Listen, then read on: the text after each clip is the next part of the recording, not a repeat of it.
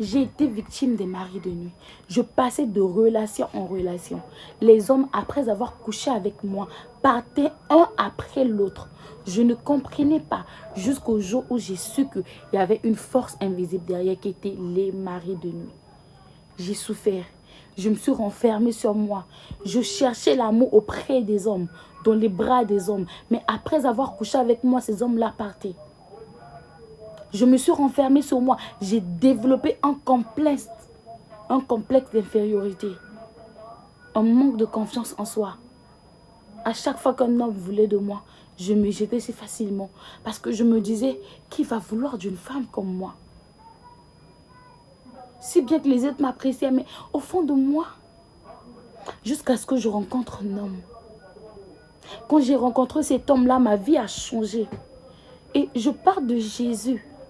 Quand j'ai rencontré Jésus, il m'a délivré. Vous savez, la délivrance des maris de nuit, ce n'est pas dans les incisions. Ce n'est pas dans les lavages. C'est dans le nom de Jésus. C'est dans son sacrifice. Il a dit dans Colossiens 2,14 qu'il a brisé l'acte dont les ordonnances nous condamnaient. Il t'a rendu libre par la puissance du sang de Jésus. Quand je l'ai rencontré, il m'a dit, tendresse, l'amour que tu cherches dans les mains des hommes, moi je peux te le donner.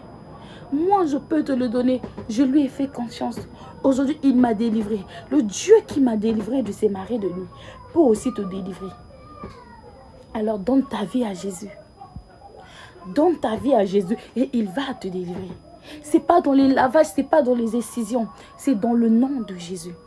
Ce Jésus-là m'a délivré, moi. Moi, hier, qui pleurait, qui passait de relation en relation pour chercher le confort. Je l'ai trouvé auprès de papa. Tu attends quoi?